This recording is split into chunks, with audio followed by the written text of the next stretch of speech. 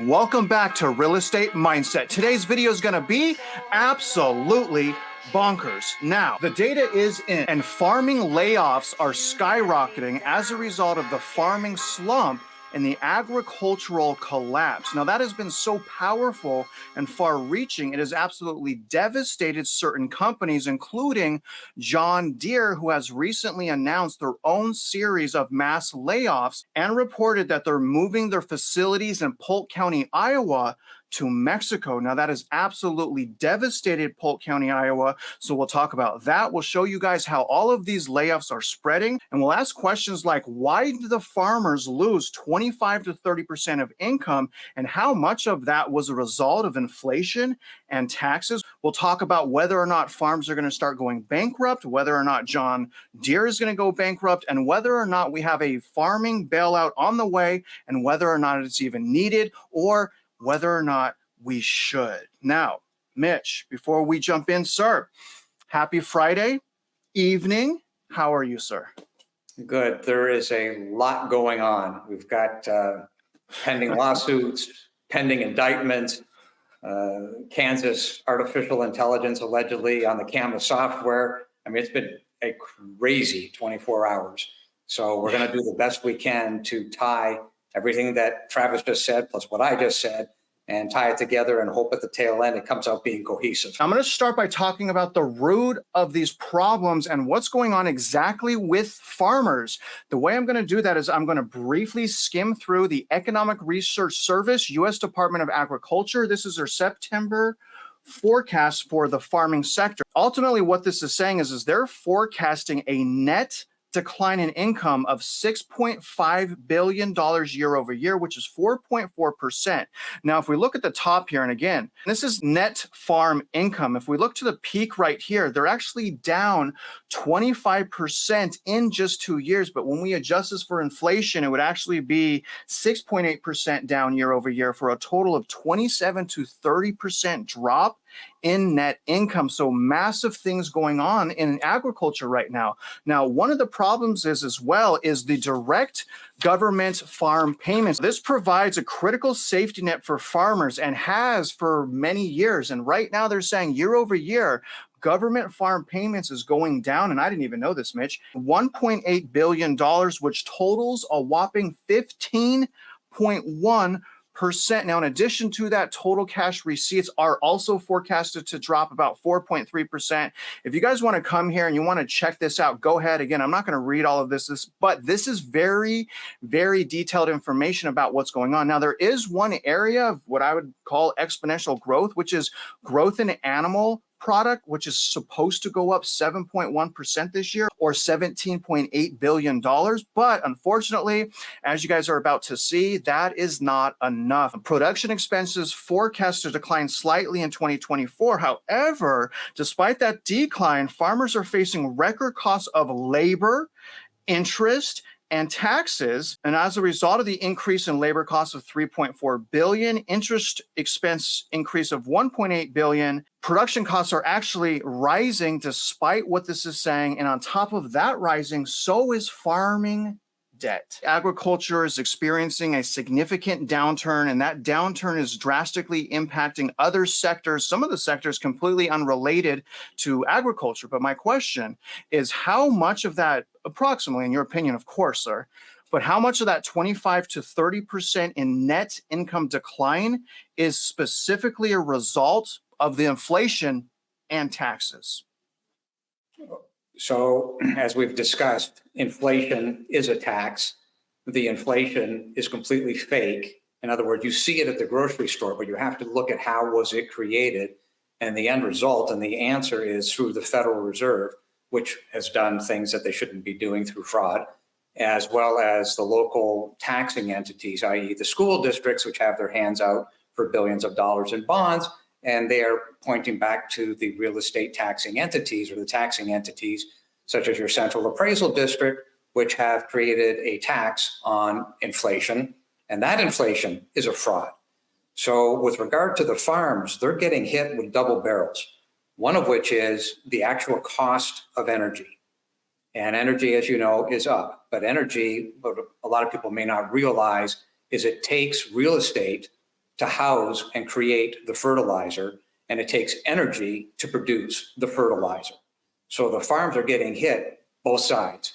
Then with regard to labor, they get hit on that side because they have to have people to work the equipment, et cetera, and work the farms. But over and above that, then you come into other companies like John Deere, which we'll discuss in a minute, that is also getting hit, A, based on their own stupidity, B, based on increased labor costs, and C, as you'll find out, they are the problem rather than the solution. So a lot of this all ends up pointing straight at fraud in two different areas. The real estate taxes, ground zero. And the energy costs, a huge problem. Do you think this is going to lead to farmers going bankrupt or even having to sell their farms like we experienced around 2018, 2019 when the hurricanes hit in the North Carolinas and the government did these buyback programs to buy all these hog farms, unrelated to the hurricanes and drama with FEMA? But my question, to reiterate, do you think that these farms are going to go bankrupt, some of them? It's already happening now. So you can look at the Farm Credit Bureau and see exactly what's going on, because they even have a website that says, okay, this farm is for sale, that farm is for sale. If a farmer can't make it go, they're going to jettison the asset. I know of personally 150 acres that's got a real estate tax problem on it. And the guy inherited the land. So he's going to have to jettison it. And all it does is it grows hay for horses. Well, he can't afford to pay the taxes based on the revenue stream off the hay. So what is he going to do? He's going to jettison it. Will somebody else come along and try to make it work? Not on hay. If it doesn't work today, it won't work tomorrow. So there's problems all over the place. So the answer to your question is yes, it's happening right now. Yeah, that's kind of crazy to me because food is so needed and we waste so much here in America. I've seen statistics say that we waste up to 50% in food. But I want to shift now to our second segment, and I want to talk about, as a result of this catastrophe in agriculture and the farming slump, the domino effect from that slump has created multiple layoffs, mass layoffs, and has actually shut down multiple facilities. And a lot of that is in Iowa. Let me show you guys some companies other than John Deere that are closing down. Shout out to this website who made this article. This is realagriculture.com. This is saying U.S. Bureau of Labor Statistics monthly data show the number of American jobs in machinery manufacturing, which also includes non-agricultural manufacturing, has declined by around 10,000 in this year. The number of agricultural equipment manufacturers that are reducing the size of their workforces is growing, with planter maker Kins Manufacturing joining the list of companies that are publicly acknowledging layoffs. A day earlier of this article, AGCO said it had reduced its production hours by 23% in its second quarter. Its net sales for the quarter were down just over 15% year over year. CNH Industrial, the parent company of Case IH and New Holland, said it has reduced its AG production hours by 30% year over year in the second quarter earnings call on July 31st, as net AG sales has declined by 20% versus the same quarter last year. We've been hearing a lot of stuff about John Deere. John Deere has recently announced additional mass layoffs. You can see this is a Zero Hedge article from yesterday, October 17th. And just real quick, moment of silence for respect for whoever Tyler Durden is and whoever's writing these articles. I know who Tyler Durden is. That's from Fight Club. Illinois-based John Deere said a deepening farm slump has led to a drop in demand for its agricultural equipment, triggering a new round of layoffs across multiple U.S.-based tractor factories.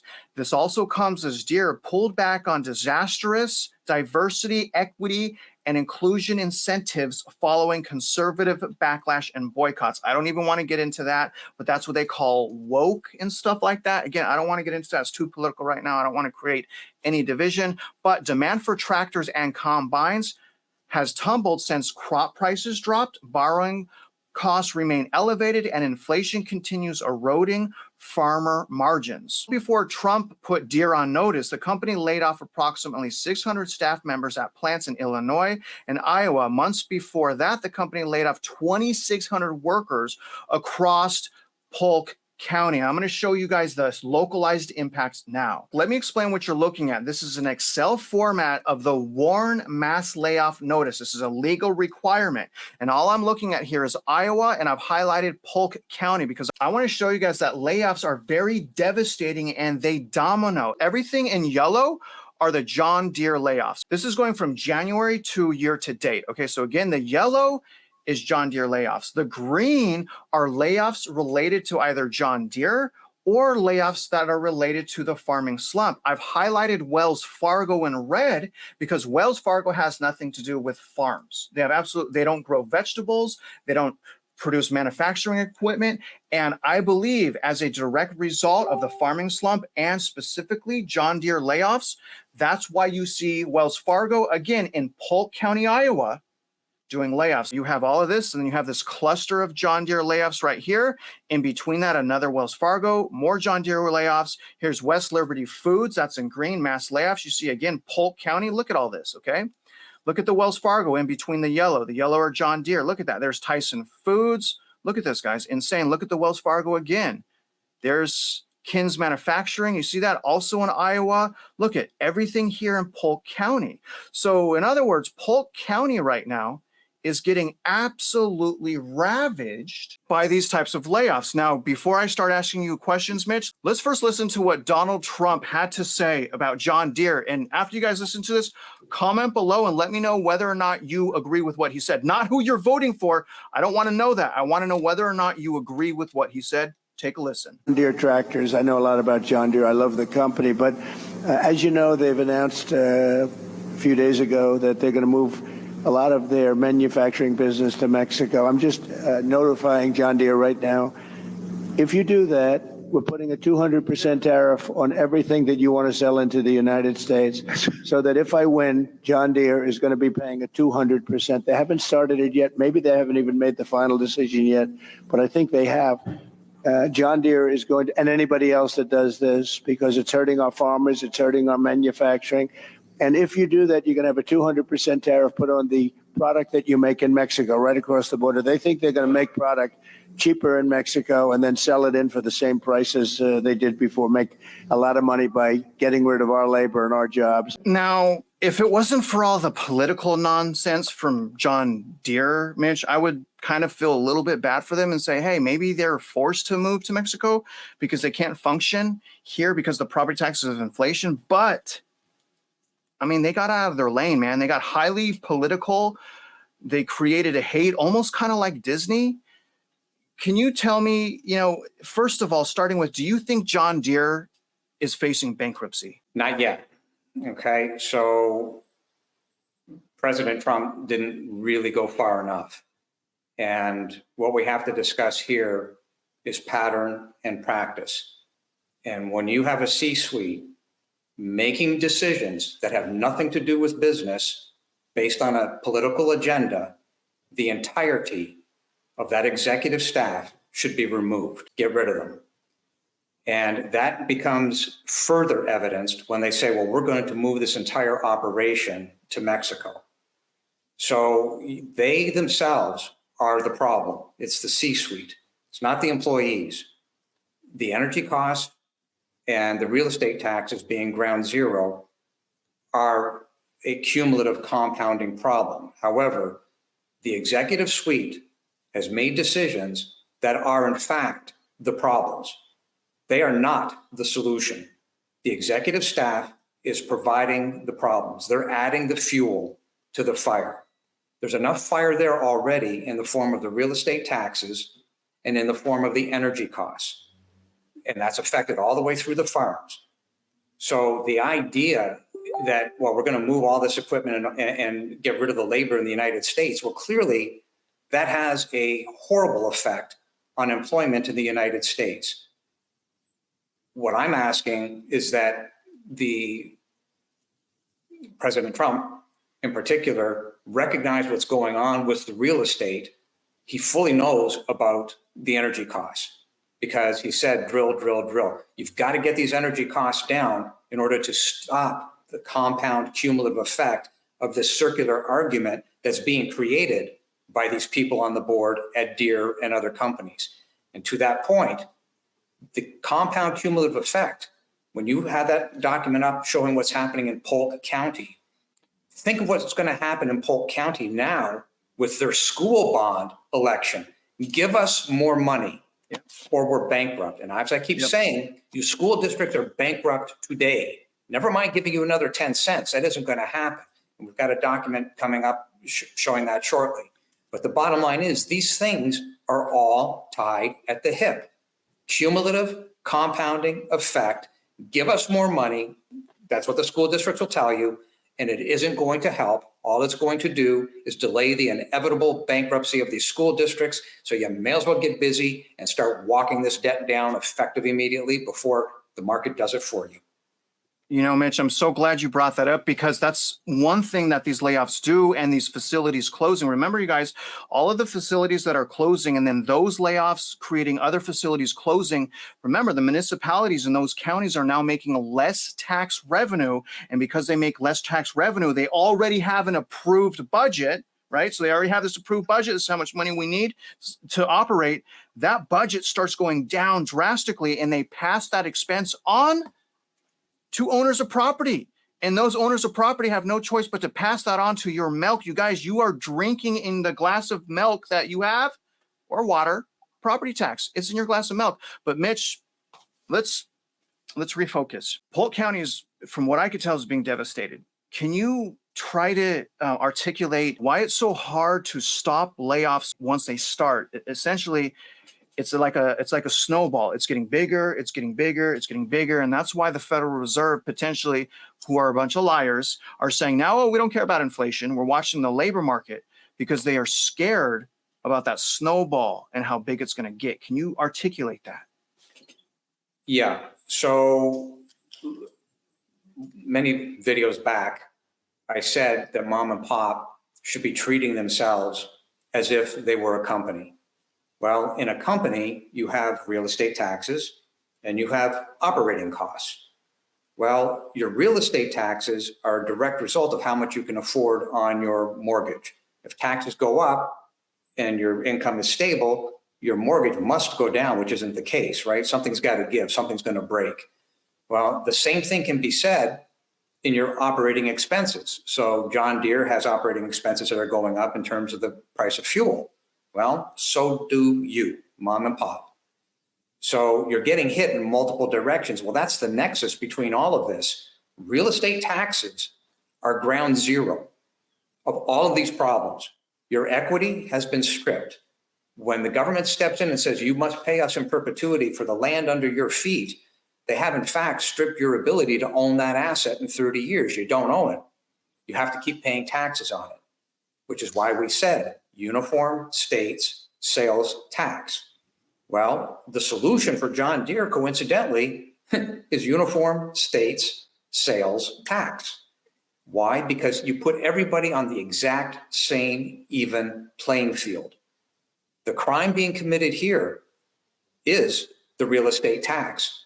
This is what the War of 1812 was fought over. It's clear, it's a fact. Nobody should have to pay a ground lease for the privilege of owning what is beneath their feet. That goes in corporate, industrial, doesn't matter what it is, personal, residential, all of it.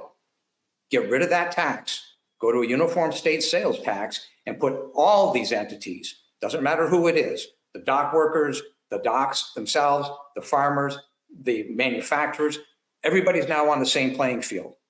Get rid of this real estate tax. This is the noose around the neck of the economic engine, mom and pop, of the United States.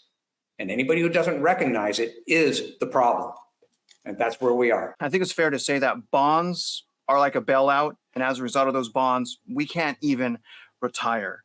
I want to go into the last thing, Mitch. Let's just talk about potential bailout. Speaking of debt, speaking about us paying debt off, right? Not being able to retire and we can't even afford. Let me show you just a couple headlines. This came out a little bit earlier this year. Without a federal bailout in sight, Vermont farmers reckon with a flood-prone future. A few months ago, this came out. New bill could bail out U.S. farmers ruined by forever chemical pollution. This article was actually from 2019 because this says farmers got billions already from taxpayers. So I want everyone to know they're already getting billions. in 2019, and hardly anyone objected. Do you think that there's going to be a farm bailout? Do you think one is necessary? The problem is when the government picks winners and losers, everybody loses. And they do these things because they refuse to recognize the underlying problem, which is the real estate taxes, which is the energy costs. You put those two things together and an awful lot can be fixed if you're willing to recognize the problem. If you want to bury your head in the sand, as I've said, you are the problem. And what we've been asking people to do, you can't be sitting back anymore and saying, well, somebody else will look after this for me. This takes a lot of people to move this ball and advance the ball and get in the face of these politicians and say, are you aware that 37% of the household population, be it multifamily and or single family, cannot afford the roof over their head and or they are going to go bankrupt?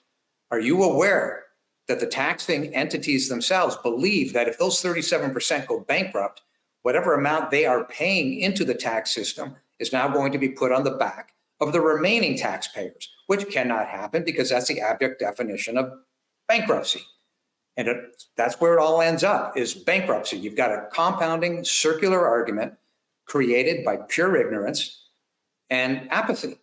And at some point, either you unwind this properly, quickly, or the market will unwind it for you and you will have a greater depression.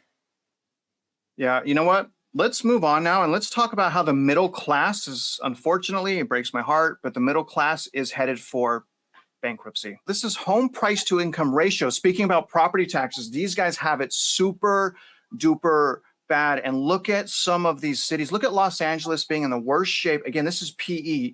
How much money you make and how many years of your income it would take to pay off your house. It would take 12.5 years of your salary in Los Angeles to pay off your house. And obviously, you're not going to put 100% of your salary into your house. If we could do that, that would be amazing. This right here is showing me that, I mean, I don't see how this is not Americans at maximum capacity. The bond debt is increasing. The property tax is increasing. Income is not increasing. Mitch, what are your thoughts on that? And how does bond debt tie all of this together? The chart is really good. The reality is that they've looked at the median household income.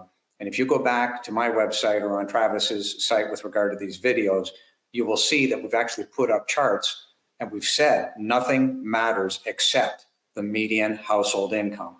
Well, that article that you just saw is literally focused on that issue. So ask yourself this: if the price to a house takes up 4 times that income in order to be able to afford it, that was a 4.7 ratio roughly for Dallas. Think of what it is if it's 11, 12, 13 in areas like LA, which are bankrupt. The Chicago pension system, bankrupt. All of these things, again, are tied at the hip. There's only so much money that can go around. There's only so much to be had. So Travis, to answer your question on the bonds and what the school districts are trying to do, because they're 83% liable for the total bonds that are being raised, at the local taxing entity level. Well, there's no money, which is exactly what we've been saying. The school districts are bankrupt. Mom and pop are bankrupt. The money to feed into the school districts aren't there. Over and above that, isn't it interesting that there's a new bond election for just short of $1 billion in Frisco, Texas, and yet they have been unable to get their hands on a bond schedule? Well, I was on the phone with a group last night out of Los Angeles, jumping up and down because they've got a similar issue. Well, where's your bond schedule? Well, we can't get it. They won't give it to us. The doors are closed. That's a constant theme of all this. You have a balance sheet, the school districts do, that are supposed to have notes, which they don't. And they're supposed to have a bond schedule attached to the balance sheets and the notes so that it all tracks forward to, well, we need $1 billion and here's what we're going to do. It's called the sources and uses. Okay, sources and uses missing, bond schedule missing, notes on the balance sheet missing, and yet they claim this is audited. Well, somebody is lying, and it's straight across the board, because you can't audit a thing if you don't have these 3 components. Therefore, what you have is a criminal conspiracy to defraud.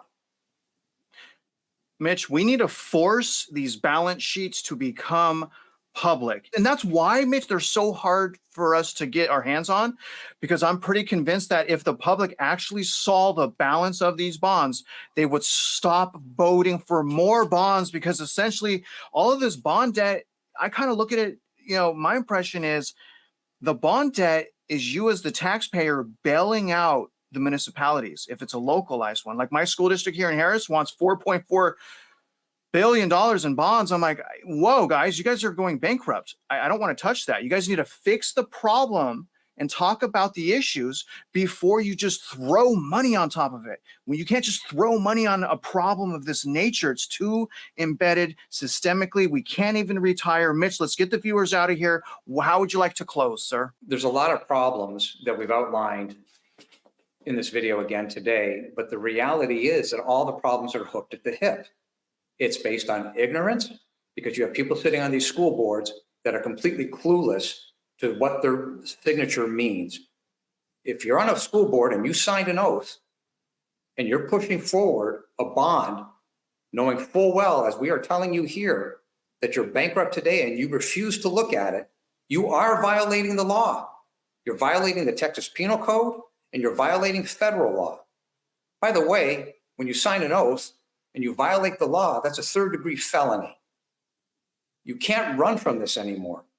You're hurting your friends, your family, eventually yourself, and all of this nonsense is going to come forward. This is happening across the United States.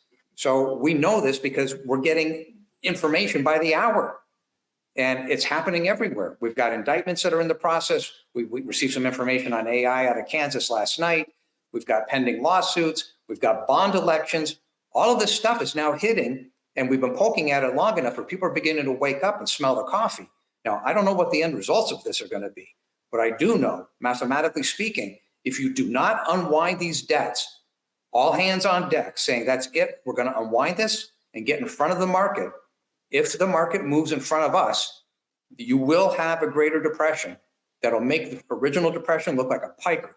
And the reason why is because look at the amount of debt on a per capita basis that has been created at the hands of the ignorant and the criminals. And you guys help us make change. Join the movement. In the video description, step 1, become aware of the problem. Sign the petition that Mitch already has made. If you actively have a lawsuit right now, go to his website and get the proof that he has made as well. That could potentially save you guys tens, if not hundreds of thousands of dollars. Now, number 2, I put together a free educational course to help give you guys more ammunition to fight and protest your property taxes. But it all starts with you. We cannot do this alone. Happy Friday. I suggest you guys rebudget. Mitch hit this nail on the head. One of the things that I've recently rebudgeted and saved a ton of money on is my energy costs. I'm not spending energy like an absolute filthy pig, but I have a lot of children, you guys. All right. So I'm disciplined. I've saved about $200 so far this month. I'm super proud of myself on that. How could I save $200? It's only the 18th. Either way, have a great Friday. And if you're out there investing in real estate or just living your life, you guys already know we wish you luck and we hope you win.